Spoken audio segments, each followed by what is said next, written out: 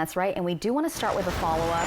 This is the fight to stop a home for registered level 3 sex offenders from opening in a central Kennewick neighborhood. That fight continues. Yeah, but now it is facing a setback after a bill aiming to stop the plan died in the Senate. This morning, Apple Valley News Now's Caleb Stipkevitz tells us what led to the bill's failure and why it presents a challenge now to neighbors opposing the home.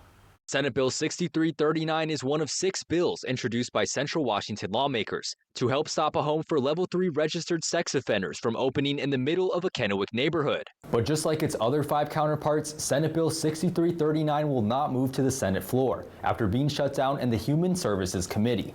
We need to make sure that we are not continuing to penalize those that don't need to be penalized, and that we're providing service and the supports individuals need when they re-enter community to make sure not only they're safe, but communities are safe as well. Senator Wilson is the chairwoman of the committee, and despite a request from another senator to move the conversation to executive session, she blocked the bill from advancing, saying it needs more work if lawmakers want it to advance to the floor. If passed, the bill would have required less restrictive alternative homes, or LRAs, to be owned and operated by the same people. Its goal is to prevent out-of-town investors from profiting off of LRAs without direct involvement, which some lawmakers, including the bill's sponsor, District 15 Senator Nikki Torres, believes is what is happening with the Central Kennewick proposal. The owners, or in this case, investors, reside on the west side of the state and have not physically seen the house they purchased.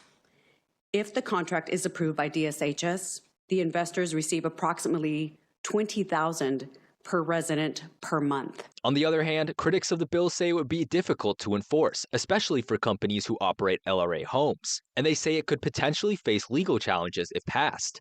By requiring the person in charge of treatment and the property owner to be the same person, SB 6339 transforms the LRA from a constitutional right into a de facto ban.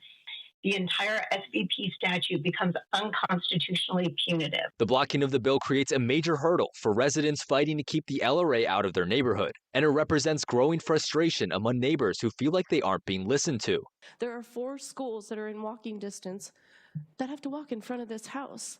Where do we look for, our safety of our community? So I'm just begging you to please think about this. From a town hall meant to clear up confusion to only one of 6 proposed bills being heard and shut down in committee, it's yet another blow to residents who say they're fighting for their families, especially their kids. Apple Valley News Now reached out to Governor Bob Ferguson for an interview regarding the proposal back on January 17th. We reached out again a week later to ask about resident protests and the creation of a task force. But when we finally heard back a week later, we were informed that DSHS would send us a response on how LRAs work.